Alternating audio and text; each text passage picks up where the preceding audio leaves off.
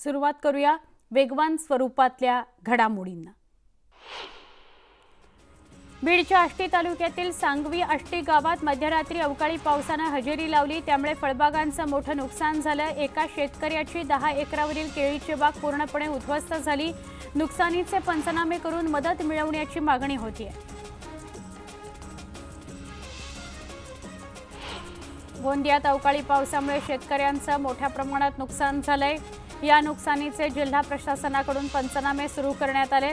33% वर नुकसान झालेल्या शेतकऱ्यांना भरपाई मिळणार आहे। नांदगावात झालेल्या अवकाळी पाऊस आणि गारपिटीचा पशुपक्ष्यांना फटका बसला। पोखरी इथं तब्बल 100हून अधिक पोपट मृत्युमुखी पडले तर 30 पोपट जखमी झाले। वर्ध्यासह ग्रामीण भागात अवकाळी पाऊस झालाय। सोसाट्याच्या वाऱ्याने वीज पुरवठा खंडित झाल्याचं दिसून आलं। पावसाने हवेत सुखद गारवा निर्माण केला। नाशिकचे काँग्रेस पक्षाचे माजी जिल्हाध्यक्ष डॉक्टर तुषार शेवाळे यांनी भाजपमध्ये प्रवेश केलाय। भाजप प्रदेशाध्यक्ष चंद्रशेखर बावनकुळे यांच्या उपस्थितीत हा पक्षप्रवेश पार पडला। धुळे लोकसभा मतदारसंघाकरता काँग्रेसकडून उमेदवारीसाठी शेवाळे इच्छुक होते, मात्र त्यांना उमेदवारी नाकारण्यात आली। यापुढे मी निवडणूक लढवणार नाही, मला निवडणूक लढवण्याची इच्छा नाही, अशी घोषणा ज्येष्ठ नेते एकनाथ खडसे यांनी केली। पण मी मरेपर्यंत राजकीय संन्यास घेणार नाही, असंही त्यांनी स्पष्ट केलं। रोहिणी खडसे यांनी मी भाजपत येण्याचं आवाहन केलं होतं, पण त्यांना ते मान्य नसल्याचं ते म्हणाले।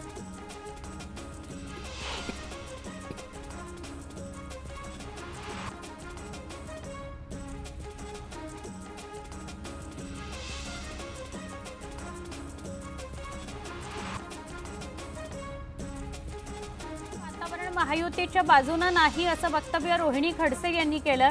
महाविकास आघाडीच्या सभांना जो प्रतिसाद मिळतोय ही बदल घडण्याची नांदी असून त्याकरता पंतप्रधानांना प्रत्येक मतदारसंघात सभा घेण्याची गरज पडते आहे, असा टोला रोहिणी खडसे यांनी लगावला।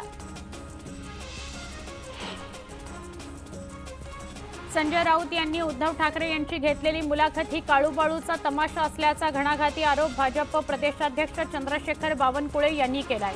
उद्धव ठाकरे यांच्या मशालीला मत देणं म्हणजे काँग्रेसला मत देणं आणि काँग्रेसला मत देणं म्हणजे देशविरोधाला मत देणं, असा आरोप त्यांनी केला। मावळ लोकसभा निवडणुकीकरता होणाऱ्या मतदानासाठीची तयारी पूर्ण झाली असून इथं 25,80,000हून अधिक मतदार आपल्या मतदानाचा हक्क बजावणार आहेत। प्रचार काळात या मतदारसंघात 2 कोटी रुपयांची रोख रक्कम आणि 1.5 कोटी रुपयांपेक्षा अधिक किमतीचं सोनं हस्तगत करण्यात आल्याची माहिती मिळते। नंदुरबार लोकसभा मतदारसंघासाठी सोमवारी होत असलेल्या मतदानाकरता मतदान केंद्राच्या 100 मीटरच्या आवारात मोबाईल बंदी करण्यात आली आहे। जिल्हाधिकारी मनीषा खत्री यांनी हे आदेश जारी केलेत। मतदार, पोलिंग एजंट अथवा कुणालाही मोबाईल घेऊन मतदान केंद्रात जाता येणार नाही, तसं झाल्यास कायदेशीर कारवाईचा इशारा देण्यात आला आहे। साताऱ्यात ईव्हीएम मशीन ठेवलेल्या गोदामाच्या परिसरातील सीसीटीव्ही यंत्रणा कोलमडली। या प्रकरणी शरद पवार गटाचे जिल्हा सरचिटणीस राजकुमार पाटील यांनी जिल्हाधिकाऱ्यांकडे तक्रार केली आहे। जिल्हाधिकारी जितेंद्र डुडी यांनी सीसीटीव्हीच्या ठेकेदाराला कारणे दाखवा नोटीस बजावली आहे। नंदुरबार लोकसभा मतदारसंघात एकूण 19,70,327 मतदार मतदानाचा हक्क बजावणार आहेत। त्याकरता प्रशासनाचं नियोजन पूर्ण झालंय। जिल्ह्यातील 2,115 मतदान केंद्रांवर मतदान पार पडणार आहे।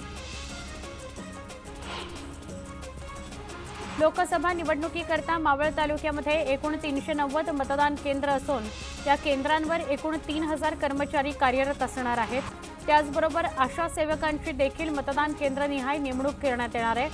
मतदान केंद्र पथकांसाठी 80 बसेसची व्यवस्था करण्यात आली आहे। उशीनं तोंड दाबून पत्नीची हत्या केल्यानंतर पतीनं गळफास लावून घेत आत्महत्या केल्याचा धक्कादायक प्रकार बीडमध्ये समोर आलाय। त्यांच्या 5 वर्षाच्या मुलीच्या रडण्याचा आवाज ऐकल्यानंतर ही घटना उघड झाली। या प्रकरणी पोलीस अधिक तपास करतायत। अहमदनगरच्या मंगल परिसरामध्ये शिवसेनेचे संपर्क प्रमुख सचिन जाधव यांचे कार्यकर्ते आणि वर्चस्व ग्रुपचे सागर मुर्तडक या दोघांच्या कार्यकर्त्यांमध्ये राडा झाला। यावेळी झालेल्या तुफान दगडफेकीत मुर्तडक यांचं कार्यालय फोडण्यात आलं। पंतप्रधान मोदी 14 मेला वाराणसीतून उमेदवारी अर्ज भरणार आहेत। सकाळी 11:40 मोदी उमेदवारी अर्ज दाखल करतील। लोकसभा निवडणुकांच्या पार्श्वभूमीवर प्रचाराला जोर आलाय। केंद्रीय मंत्री पीयूष गोयल यांनी मालाड पश्चिमेकडील मारवे आणि आकस या परिसरात पायी चालत रोड शो केला। यावेळी त्यांच्यासोबत गोपाळ शेट्टी, विकी मुकल, राजू नल्लीन उपस्थित होते। उत्तर मुंबईतील महायुतीचे भाजपचे उमेदवार पीयूष गोयल यांच्या प्रचार रॅलीत मुख्यमंत्री एकनाथ शिंदे उपस्थित राहणार आहेत। यावेळी बोरिवलीत मोठ्या संख्येने महायुतीचे कार्यकर्ते शक्ती प्रदर्शन करणार आहेत। उद्धव ठाकरेंनी हिंदुत्वाला तिलांजली दिली अशी टीका देवेंद्र फडणवीसांनी केली। ठाकरेंना मुस्लिम मतांचीच जास्त चिंता आहे असा हल्लाबोल फडणवीसांनी केला। उद्धव ठाकरेंच्या मुलाखतीवर संजय शिरसाट यांनी हल्लाबोल केलाय। ठरल्याप्रमाणे उबाठा गटाकडून मी बोलतो आणि तुम्ही उत्तर द्या, अकेले हम तुम अशी मुलाखत प्रसिद्ध झाली आहे असा निशाणा त्यांनी लगावला। कार्यकर्ते कसे जपावेत हे मुख्यमंत्री एकनाथ शिंदे यांच्याकडून शिकावं। वातावरण खराब झालं म्हणून सभा रद्द करणाऱ्यांनी हे लक्षात ठेवावं असं म्हणत संजय शिरसाट यांनी उद्धव ठाकरेंना टोला लगावला। उद्धव ठाकरेंच्या मुलाखतीवर बावनकुळेंनी टीका केली आहे। उद्धव ठाकरेंची मुलाखत म्हणजे काळूबाळूचा तमाशा। ठाकरेंनी राऊतांना मॅनेज मुलाखत दिली असं बावनकुळेंनी म्हटलंय। विरोधकांच्या पायाखालची जमीन सरकली आहे। टीका टोमण्यांचं गलिच्छ राजकारण जनतेला नकोय असं म्हणत राहुल शेवाळेंनी उद्धव ठाकरेंवर घणाघात केलाय। देवेंद्र फडणवीसच मुख्यमंत्री होणार हे ठरलेलं होतं। ठाकरेंनी मोदी फडणवीसांचा विश्वासघात केला असा आरोप मंत्री पीयूष गोयल यांनी केलाय। उद्धव ठाकरेंना आदित्यला मुख्यमंत्री बनवायची घाई होती, त्यांनी बाळासाहेबांच्या विचारांना तिलांजली दिली अशी टीका गोयल यांनी केली आहे। शरद पवारांनी गुडघे टेकलेत, बारामतीत सुळेंचा पराभव होणार याचा पवारांना अंदाज आलाय असं वक्तव्य मंत्री पीयूष गोयल यांनी केलं। तर सुप्रिया सुळेंना काँग्रेसमध्ये नेण्याचा पवारांचा प्लान असल्याचं गोयल यांनी म्हटलंय। मुद्दे नसल्यामुळे मला आउटसाइडर म्हणून हिणवलं जातंय, मी मुंबईकर असल्याचा मला अभिमान आहे असं म्हणत पीयूष गोयल यांनी विरोधकांवर निशाणा साधला। काँग्रेसची आणि ठाकरेंची नीती विभाजनाची असून त्यांना आता मुंबईलाही तोडायचं आहे का असा सवाल त्यांनी केला। काँग्रेसची विचारधारा लांगुल चलनाची असून भेदभावाचं राजकारण ही काँग्रेसची प्राथमिकता आहे अशी टीका मंत्री पीयूष गोयल यांनी केली। मुसलमान पाकिस्तान हे आमचे विषय नाहीत, आम्ही विकास केंद्रित प्रचार करत आहोत असंही त्यांनी म्हटलंय। महाराष्ट्र प्रेम काय असतं हे मोदींना कळलं, पण महाराष्ट्राचा शाप काय असतो हे त्यांनी अनुभवावं असा जोरदार हल्ला माजी मुख्यमंत्री उद्धव ठाकरेंनी लगावला। दुसरीकडे त्यांनी औरंगजेबाचा मुद्दा हा निवडणुकीचा मुद्दा होऊ शकतो का असा सवालही केला। सामना वृत्तपत्राला ठाकरे गटाचे प्रमुख उद्धव ठाकरेंनी मुलाखत दिली। यावेळी पंतप्रधान मोदी मला संपवू शकत नाहीत असं म्हणत त्यांनी ठाकरेंनी मोदी आणि अमित शहांवर हल्लाबोल केला। भाजप सरकार हे गजनी सरकार आहे, मोदींनी 10 वर्ष थापा मारल्यात अशी टीका उद्धव ठाकरेंनी केली। भ्रष्टाचार करा आणि भाजपती अशी नीती झाली आहे, मोदींना पुन्हा संधी दिल्यास काळे दिवस येतील असं उद्धव ठाकरेंनी म्हटलंय। शिंदे गटानं राजकारणातील आईशी गद्दारी केली आहे, ही गद्दारी महाराष्ट्रात चालणार नाही, महाराष्ट्राची जनता हे सहनच करणार नाही असं वक्तव्य उद्धव ठाकरेंनी केलं। त्यांना वडिलांचं नाव लावायला लाज वाटते अशी टीकाही ठाकरेंनी केली। शिवसेनेला नकली शिवसेना म्हटलं जातंय, पण आमची शिवसेना खरी आहे असं वक्तव्य उद्धव ठाकरेंनी केलंय। नाव चिन्ह आम्हाला मिळू नये यासाठी दबाव टाकण्यात आला, निवडणूक आयोगाने ते म्हणतील तसंच काम केलं असा आरोप ठाकरेंनी केला। निवडणुकांमध्ये वापरत असलेला पैसा कुठून आला असा सवाल उद्धव ठाकरेंनी सत्ताधाऱ्यांना विचारला। सामनातील मुलाखतीदरम्यान ठाकरेंनी हा सवाल केला। पंतप्रधान नरेंद्र मोदींनी महाराष्ट्राचा घात केला असा हल्लाबोल उद्धव ठाकरेंनी केलाय। मोदींनी महाराष्ट्रातले उद्योग गुजरातला पळवले, डबल इंजिन सरकारनंही तेच केलं असा आरोप उद्धव ठाकरेंनी केलाय। पुलवामा हल्ल्यामागचं सत्य काय, सत्यपाल मलिकांनी सत्य समोर आणलं असे सवाल उद्धव ठाकरेंनी केले। मणिपूरवर मोदी अजूनही गप्प आहेत, मग तुमच्या सत्तेचा उपयोग काय, असं म्हणत ठाकरेंनी मोदींवर निशाणा साधला।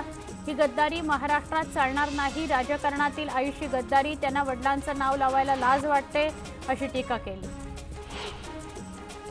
आमदार गोपीचंद पडळकरांनी नाशिकमध्ये छगन भुजबळांची भेट घेतली। लोकसभा निवडणुकीच्या तोंडावर दोघांमध्ये चर्चा झाली। छगन भुजबळांना कुणीही डॉमिनेट करू शकत नाही, त्यांच्या पाठीशी महाराष्ट्रातील ओबीसींची मोठी ताकद आहे, त्यामुळे ते निवडणूक लढणार नाहीत म्हणाले तरी त्यांच्या मागे ओबीसींची ताकद राहणार आणि पुढे हीच ताकद वाढणार, असा विश्वास गोपीचंद पडळकर यांनी व्यक्त केला। छत्रपती संभाजीनगर शहरात महापालिकेनं मोठी कारवाई केली आहे। गारखेडा परिसरात एका उच्चभ्रू वसाहतीमधील गर्भलिंग करणारं केंद्र उद्ध्वस्त करण्यात आलं। आरोग्य विभागाच्या पथकानं 12,78,000ची रक्कम आणि गर्भलिंग निदान करण्याचं साहित्य जप्त केलं। पुरातत्व विभागाच्या अधिकाऱ्यांविना विठ्ठल मंदिरात जीर्णोद्धाराचं काम सुरू आहे। केवळ कामगारांच्या जीवावर मंदिराचं 10% काम सुरू आहे, त्यामुळे वारकरी संप्रदायानं विठ्ठल मंदिराच्या कामाबाबत आक्षेप घेतलाय। मावळमध्ये मतदानाच्या पार्श्वभूमीवर PMPML कडून प्रशासनाला 818 बस पुरवण्यात आल्या आहेत। निवडणूक केंद्रावरून कर्मचाऱ्यांना मतदान केंद्राच्या ठिकाणी मशीन आणि इतर वस्तू नेण्याकरता या बसचा वापर करण्यात येणार आहे। त्याचसह सुरक्षेच्या दृष्टीनं पोलिसांचा चोख बंदोबस्त तैनात करण्यात आलेला आहे। पुणे शहर लोकसभा मतदारसंघात उद्या मतदान होत असल्याने सकाळपासूनच EVM वाटपाचं काम युद्धपातळीवर सुरू होतं। कसबासह 6च्या 6 विधानसभा मतदारसंघातील मतदान साहित्य वाटप पूर्ण झालं असून बसेस पोलीस बंदोबस्तात रवाना झालेल्या आहेत। छत्रपती संभाजीनगर लोकसभा मतदारसंघाची मतदानाची तयारी पूर्ण झाली आहे। आज मतदान यंत्राचं वाटप करण्यात आलं। तयारीची पाहणी स्वतः जिल्हाधिकारी दिलीप स्वामी यांनी केली। रावेर लोकसभा मतदारसंघात उद्या 1982 मतदान केंद्रांवर मतदान प्रक्रिया पार पडणार आहे। त्या पार्श्वभूमीवर मतदान केंद्रावर नियुक्त करण्यात आलेल्या कर्मचाऱ्यांना साहित्याचं वाटप करण्यात आलंय। यावेळी मतदान केंद्रावर पोलिसांचा तगडा बंदोबस्तही तैनात करण्यात आलेला आहे। छत्रपती संभाजीनगर लोकसभा मतदारसंघासाठी 4थ्या टप्प्यातील मतदान प्रक्रिया पार पडणार आहे, त्यामुळे निवडणूक आयोगाकडून मतदानासाठी लागणाऱ्या साहित्याचं वाटप सुरू करण्यात आलेलं आहे। वाशिम जिल्ह्यातील श्वेतांबर व दिगंबर या 2 पंथीयांमध्ये काल हाणामारी होऊन त्यात 2 जण जखमी झाले होते। मात्र आज सकाळी जैन मंदिर उघडल्यापासून तणावपूर्ण शांतता असून दर्शन सुरळीत सुरू आहे। मात्र या 2 पंथीयांमधील वादावर कायमचा तोडगा काढण्याची मागणी केली जाते। उजनी धरणातून भीमा नदीत पिण्यासाठी पाणी सोडण्यात येत आहे। अशातच चंद्रभागा नदी अस्वच्छतेच्या विळख्यात सापडली आहे, त्यामुळे पिण्यासाठी धरणातून येणारे पाणी दूषित होण्याची शक्यता निर्माण झालेली आहे। भंडारा जिल्ह्यातील तुमसर कृषी उत्पन्न बाजार समिती करता आज मतदान पार पडतंय। 3 पॅनल निवडणुकीच्या रिंगणात आहेत। गेल्या 2 वर्षांपासून कृषी उत्पन्न बाजार समितीमध्ये प्रशासक नेमण्यात आलेले होते। छत्रपती संभाजीनगरच्या घाटी रुग्णालयामध्ये जागतिक परिचारिका दिन साजरा करण्यात आला। मनोरंजनाच्या कार्यक्रमात कलागुणांचं सादरीकरण करत विविध गाण्यांवर नृत्य करण्यात आलं। पुण्यातही डबल डेकर बस सुरू करण्याच्या हालचालींना वेग आलाय। 2023 साली PMPच्या संचालक मंडळाच्या बैठकीत त्याला मान्यता देण्यात आली। त्यानुसार पहिल्या टप्प्यात 20 इलेक्ट्रिक डबल डेकर बस घेण्याचा निर्णय घेण्यात आलाय। मात्र आचारसंहितेमुळे हा निर्णय रखडला असल्याची माहिती प्रशासनानं दिली आहे। गोंदिया जिल्ह्यातील नवेगाव बांध नागझिरा व्याघ्र प्रकल्पामध्ये 2 नवीन वाघिणींना सोडण्यात आलंय। यावेळी या वाघिणी व्याघ्र प्रकल्पामध्ये स्थिरावल्या असल्या तरी दोघींच्या हालचालींवर बारीक नजर ठेवण्यात येते। राज्यातील बहुतांश शाळांना सुट्ट्या लागल्यात, मात्र शिक्षण विभागाकडून देण्यात येणाऱ्या मध्यान्ह भोजनातील मिलेट्स युक्त चॉकलेट शाळांना सुट्टी लागल्याच्या काळात आल्यानं शिक्षकांचाही गोंधळ उडालाय। आता ही चॉकलेट्स नेमकी कुणाला द्यायची असा प्रश्न उपस्थित झालाय। एक छोटासा ब्रेक, पहा फक्त न्यूज 18 लोकमत।